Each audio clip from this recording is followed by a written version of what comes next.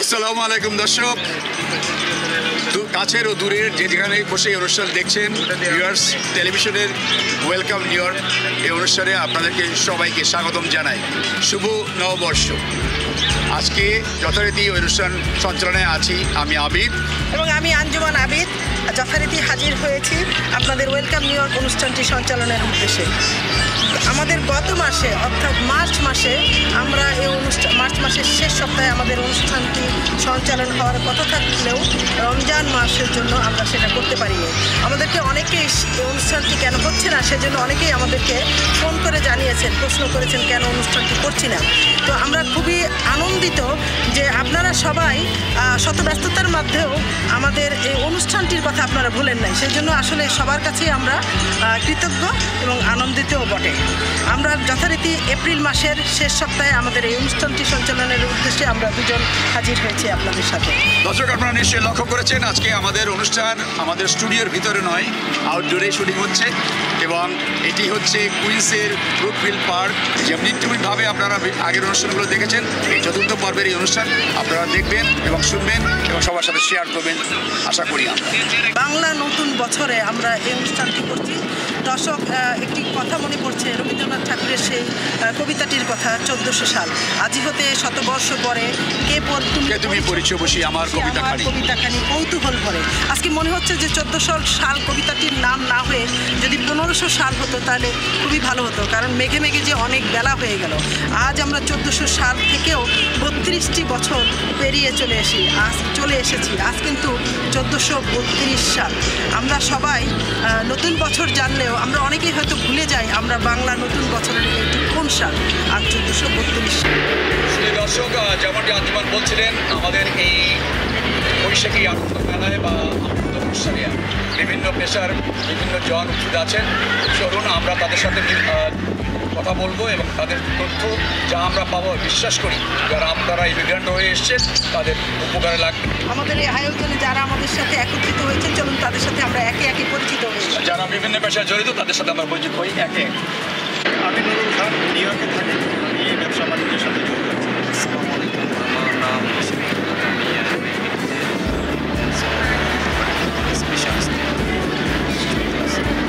নববর্ষের শুভেচ্ছা সবাইকে। আমি মুস্তাফিজুর রহমান, নতুন এসেছি ইউএসএ, এখনও তেমন কিছু করছি না। শুভ নববর্ষ।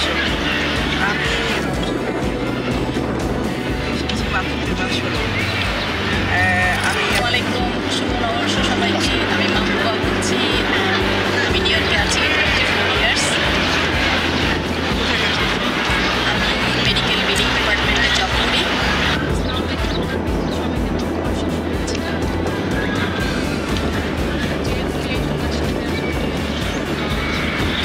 কাস্টমার কেয়ারে আছি। আসসালামু আলাইকুম, শুভ নববর্ষ। আমি মালিক বলছি। আমি জব করি নিউ ইয়র্ক সিটি ফায়ার ডিপার্টমেন্টে। আসসালামু আলাইকুম, সবাইকে নববর্ষের শুভেচ্ছা। আমি জসিমুদ্দিন খন্দকার, NYPD। আপনারা সবাই আসসালামু আলাইকুম, সবাইকে শুভ নববর্ষ। আমার নাম আরিফ মানারা, আমি স্কুল এইডে আছি। আমার স্কুল PS তারিখ। সবাইকে ধন্যবাদ। আসসালামু আলাইকুম, শুভ নববর্ষ। আমি আঞ্জুমান করি, NYPD-তে অ্যাডমিনে আছি, নার্কোটিক্স বড় কুইন্সে। আসসালামু আলাইকুম, সবাইকে নববর্ষের শুভেচ্ছা। আমি তানিয়া জিলানি, আমি গৃহিণী।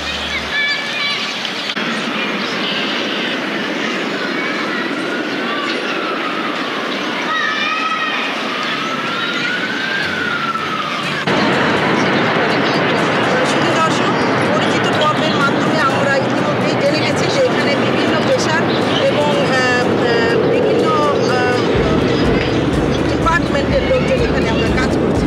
তো আমরা চলুন একে একে সবার কাছ থেকে আমাদের সবার অভিজ্ঞতা একটু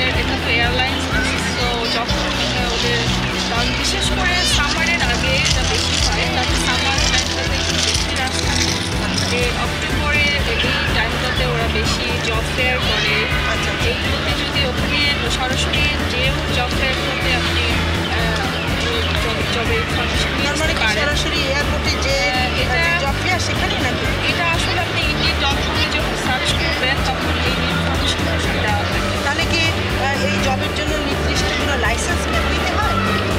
এই জবের জন্য লাইসেন্স দিতে হয় না, এটা অ্যাপ্লাই করার পরে আপনি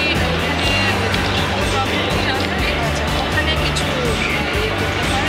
আপনাকে ফিঙ্গারপ্রিন্ট দিবে, আপনার একটা ব্যাচ কিনতে হয়, এটা বলে সাইডা ব্যাচ, সাইডা ব্যাচটা দিতে হলে আপনাকে একটা টেস্ট দিতে হয়। এটার জন্য খুব পড়াশোনা না, ওই একদিনের যে ক্লাস হয় 1 ঘন্টার, ওই ক্লাসে যে ইনফরমেশনগুলো থাকে ওটার উপরে ওরা একটা টেস্ট নেয়, ওটাতে আপনাকে পাস করতে হবে। আরেকটি ছোট্ট প্রশ্ন করি, এই জবে ঢুকতে হলে কি নির্দিষ্ট এয়ারলাইন্সের আন্ডারে আপনাকে অ্যাপ্লাই করতে হবে নাকি ইন জেনারেল অ্যাপ্লাই করলে যে কোনো এয়ারলাইন্সের জবের জন্যই তারা আপনাকে সিলেক্ট করবে? এটা ইন জেনারেল যে এয়ারলাইন্সে আপনি যেতে চাচ্ছেন সেই এয়ারলাইন্সেই করতে হবে। ইভেন ওরা যেটা ওপেন রাখে যেই জব, যে যখন সব এয়ারলাইন্সে সেম টাইমে থাকে না, কিন্তু আপনি অ্যাপ্লাই অনেকগুলো করে রাখতে পারেন। অনেক ধন্যবাদ। নুসরাত আপার কাছ থেকে আমরা অনেক কিছু জানলাম যে এয়ারপোর্ট। শুধু দর্শক, কথা বলছি মিসেস মাহবুবা খানমের সাথে, যিনি নিউ ইয়র্ক সিটিতে মেডিকেল বিলিং প্রফেশনের সাথে যুক্ত আছেন। মিসেস খানম, আপনি কত বছর ধরে এই পেশায় জড়িত আছেন? সবার আগে সবাইকে শুভ নববর্ষ। এবং আমি এই বিলিং ডিপার্টমেন্টে 15 বছর ধরে কাজ করছি। আর এখানে আমি অ্যাকচুয়ালি পড়াশোনা করেছি মেডিকেল বিলিং ডিপার্টমেন্টের উপরে এবং সার্টিফিকেট নিয়েছি। তারপরে আমাকে সেখান থেকে পাঠানো হয়েছে জবে এবং সেই জবটাই আমার জন্য পার্মানেন্ট হয়ে গেছে। সো মোদ্দা কথা, এই মেডিকেল বিলিং সিস্টেমে বা এই পেশায় কাজ করতে হলে যে কেউকে ট্রেনিং নিতে হবে, যে কেউকে সার্টিফিকেট নিতে হবে, ট্রেনিং নিতে হবে, ট্রেনিং সার্টিফিকেট নিতে হবে এবং করতে হবে। শর্ট কোর্সগুলো আছে, যেমন 15 মান্থস 18 মান্থস শর্ট কোর্সে তারা সার্টিফিকেট নিয়ে জবে ঢুকতে পারবে। ধন্যবাদ আপনাকে। শুধু দর্শক, কথা বলছি জসিম খন্দকারের সাথে, যিনি NYPD ট্রাফিক ডিপার্টমেন্টে কাজ করছেন। জসিম ভাই, আপনি কত বছর ধরে নিউ ইয়র্ক পুলিশ ডিপার্টমেন্টে কাজ করছেন? প্রায় 19 বছর তখন মিডিয়া কাজ করতেছি। কীভাবে এই প্রফেশনে ঢুকলেন? আমি যখন 2006 ঢুকি তখন ছিল আমাদের high school diploma, learner permit, তারপরে একটা সিভিল সার্ভিস পরীক্ষা দিতে হয়। তখন একটু কঠিন ছিল অবশ্য, আমাদের 80% সিভিল সার্ভিস 80% ছিল, সেখান থেকে 70 পাইলে হতো। কিন্তু এখন একটু প্যান্ডামিকের পরে একটু ইজি হয়ে গেছে, সেটা হলো 55%, সেখান থেকে 39% হলেই হয়। কিন্তু আপনাকে আগে ড্রাইভিং লাইসেন্স লাগবে না, কিন্তু লার্নার পারমিট সহজ। যাদেরই বাংলাদেশ থেকে আসার পরে লার্নার পারমিট হয়ে যাবে, তার জন্য আমি রিকোয়েস্ট করবো তারা যেন অ্যাপ্লাই করে এবং সিভিল সার্ভিস একদম। মিস্টার জসিম, এই জবটি কতটা চ্যালেঞ্জিং একজন নবাগত বাংলাদেশের জন্য? আমি মনে করি যে খুবই ইজি, কারণ যদি একটু এডুকেটেড হয়, সেখানে যদি তাদের হাই স্কুল ডিপ্লোমাটা থাকে, এটা খুব বেশি কঠিন, এটা তারা পেয়ে যেতে পারে। সিভিল সার্ভিস পাস করতে হবে। আপনি কতটা খুশি এই ডিপার্টমেন্টে কাজ করতে? আমি ইনশাল্লাহ আল্লাহ তাআলার উপরে আমি খুব ভালো আছি। আপনাকে ধন্যবাদ জসিম সাহেব, অনেক ধন্যবাদ, ভালো থাকেন। আপনাকে ধন্যবাদ, থ্যাংক ইউ। পেশার টিপু ভাইয়ের কাছ থেকে আমরা আজকে শুনবো টিপু ভাই কোন পেশায় আছেন এবং কিভাবে এই পেশায় এসছেন। টিপু ভাই বলেন। ধন্যবাদ আপা। আমার নাম ইশাক টিপু, আমি আছি NYPD-তে evidence and property control specialist. তো প্রথমে অ্যাকচুয়ালি আমি ছিলাম ট্রাফিক ডিপার্টমেন্টে, সেখান থেকে আমি এই টেস্টটা দিচ্ছি। টেস্টটা দিয়ে পাস করার পরে আমি জয়েন করছি এভিডেন্স অ্যান্ড প্রপার্টি কন্ট্রোল স্পেশালিস্টে। সো তাহলে কি টিপু ভাই, আপনি যে পেশাতে আছেন এভিডেন্স কন্ট্রোল স্পেশালিস্ট, তার মানে এটা হচ্ছে NYPD-র একটা বলে সিভিলিয়ান আর একটা বলে ইউনিফর্ম। জি। তো আপনি হচ্ছেন সিভিলিয়ান জব। সিভিলিয়ান জব, জি। আচ্ছা আচ্ছা। আপনি কতদিন ধরে এই পেশায় আছেন? আমি অলমোস্ট 6 ইয়ার্স।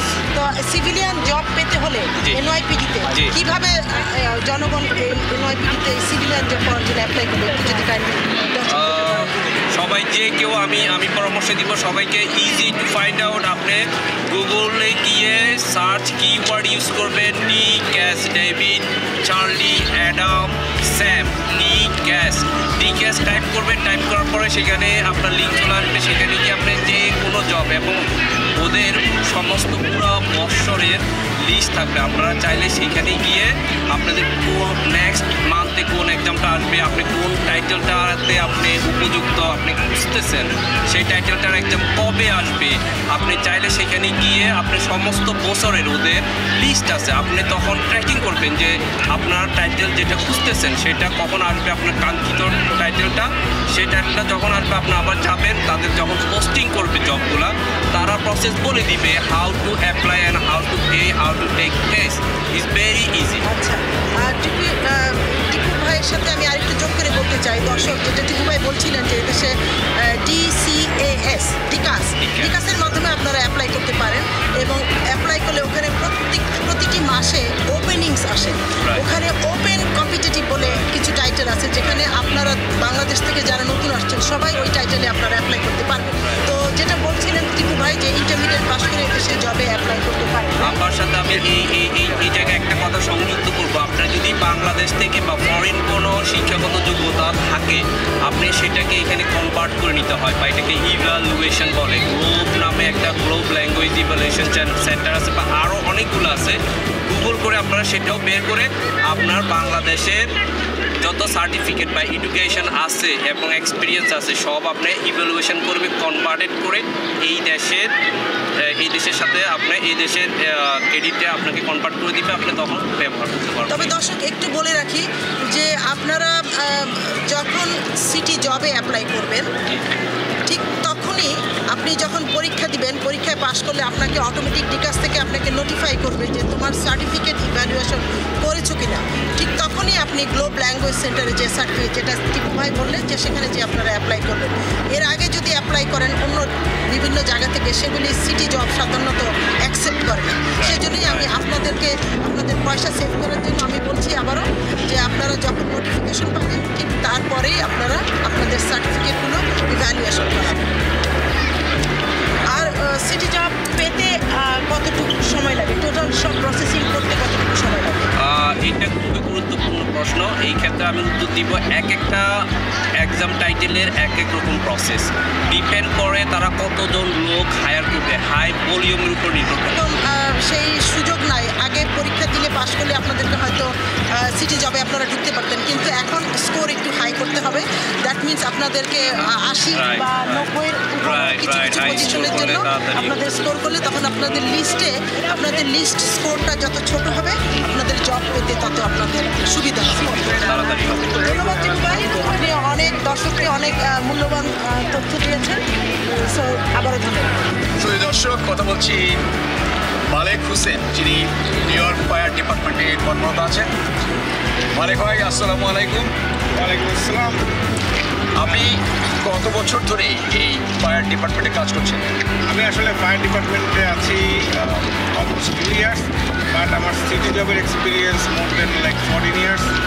আমি আগে ছিলাম এনওয়াইপিডিতে, ওইখান থেকে আমি একটা সুযোগ পেয়ে আমি ডিকাসের মাধ্যমে পরীক্ষা দিয়ে আমি আমার টাইটেলটা আপডেট করে আমি চলে আসি ফায়ার। এনওয়াইপিডি থেকে fire department all over the world, also FDNY, the same thing. It's like number 1 organization in the world, something like that. So when I get an opportunity to go from NYPD to FDNY, I don't take it, so I take it.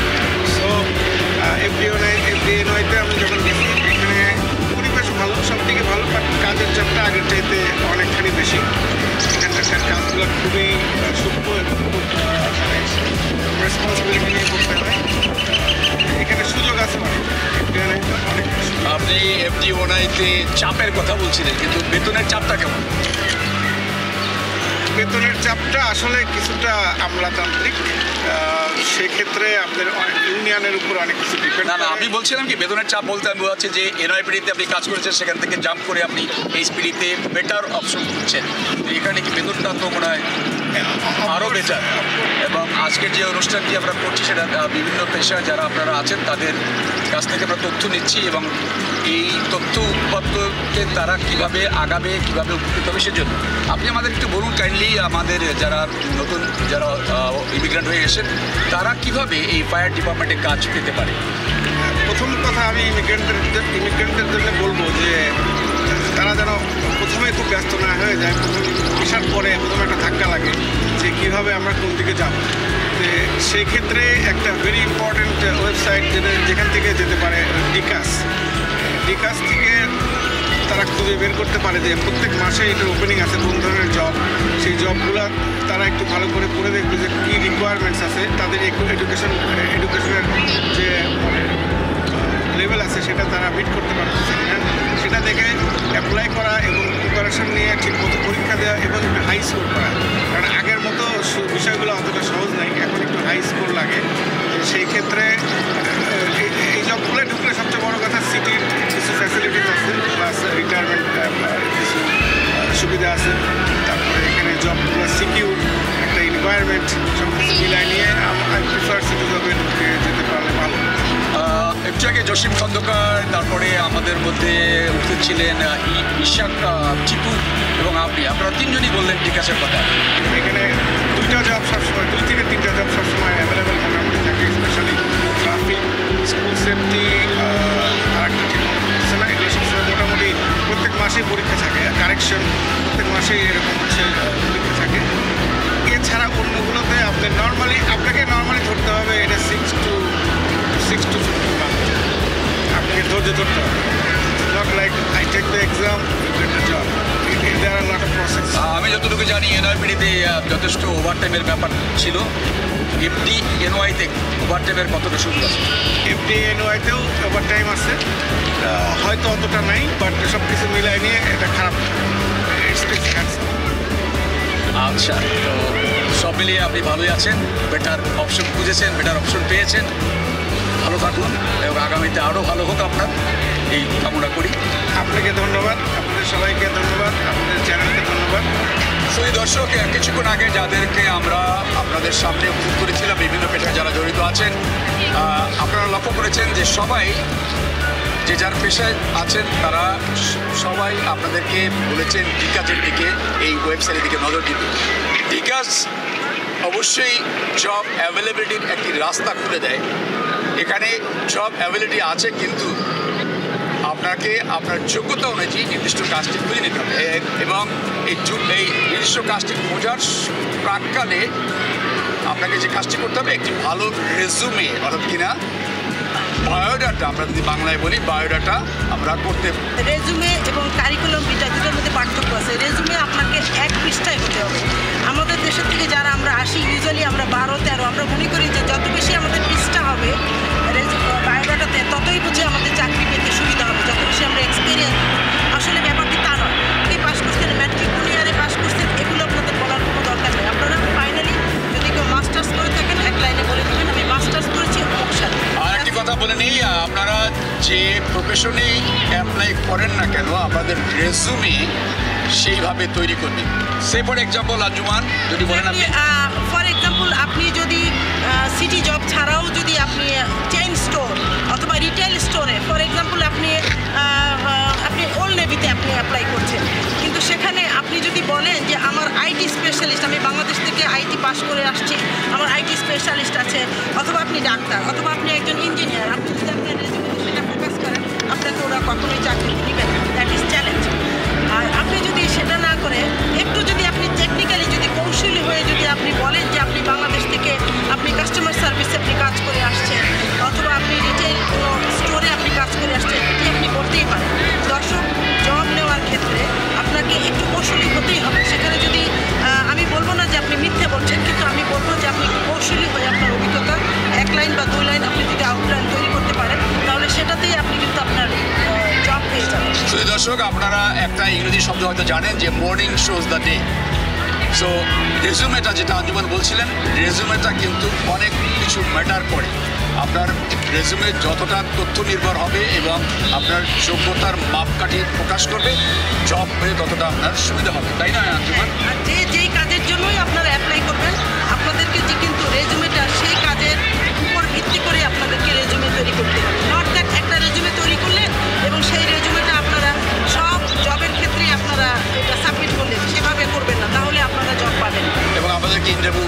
ডাকতো নাও পায়। আরেকটি কথা বলে রাখি দর্শক, new York city কিন্তু ঘুমায় না। নিউ ইয়র্ক সিটিতে দিনে রাতে সবসময় আপনারা কাজ পাবেন। আর আপনারা যেহেতু প্রথমেই এই দেশে আসছেন, প্রথমে আপনাদেরকে একটি চ্যালেঞ্জ ফেস করতেই হবে, কারণ আপনারা নতুন, এটা মনে রাখবেন। সেই জন্য এক্ষেত্রে জবের জন্য আপনাদেরকে যখন অ্যাপ্লাই করবেন, আপনাদেরকে যদি অফার করে যে রাতে জব করবেন কিনা, আপনারা সেটা রিজেক্ট করবেন না, আপনারা অ্যাকসেপ্ট করবেন। কারণ আপনি রাতের জবটা দিয়ে যদি শুরু করেন, সেখানে আপনি অনেক কিছু শিখতে পারবেন, অনেক কিছু জানতে পারবেন, এবং ঠিক 6 মাস কাজ করার পরেই আপনি হয়তো ভালো একটা জব আপনার জন্য অপেক্ষা করছে। কাজে রাতের জবটাকে আপনারা সাদরে অ্যাকসেপ্ট করে নেবেন। ভালো জব পেতে হলে অপেক্ষাটা অবশ্যই আপনাকে করতে হবে, হতাশ হওয়ার কিছু নাই। নার্কোটিক্স বড় কোর্সে আছি। আমি পলিটিক্যাল থেকে পরীক্ষা দিয়ে পাশ করে তারপর ওয়েটিং লিস্টের থেকে তারপরে এসেছি। কিন্তু প্রসেসিং হতে খুব যে একটা সময় লাগে তা না, তবে কথা হলো যে নাম্বারটা বেশি করতে হবে অবশ্যই। নাম্বার মানে আপনার রেজাল্টের নাম্বারটা পাস মার্ক দিতে হবে, লিস্ট নাম্বারটা তত ছোট হয়ে আসবে। আমার নাম আরজু মানারা। আপনি কোন পেশায় আছেন? আমি স্কুল 8 PS34। আচ্ছা, আপনি কিভাবে এই পেশাতে আসলেন? আচ্ছা, আমার এই পেশাতে আসার জন্য প্রথমে আমাদের যে স্কুলের প্রিন্সিপালের কাছ থেকে নমিনেশন নিতে হবে। নমিনেশন নিয়ে আপনি বোর্ড অফ এডুকেশনে আপনার সব পেপার সব কিছু সাবমিট করবেন। মনে রাখি স্কুলে অনেক ধরনের জব আছে, রাইট? স্কুলে অনেক জব আছে, আমার যদি একটু বলেন।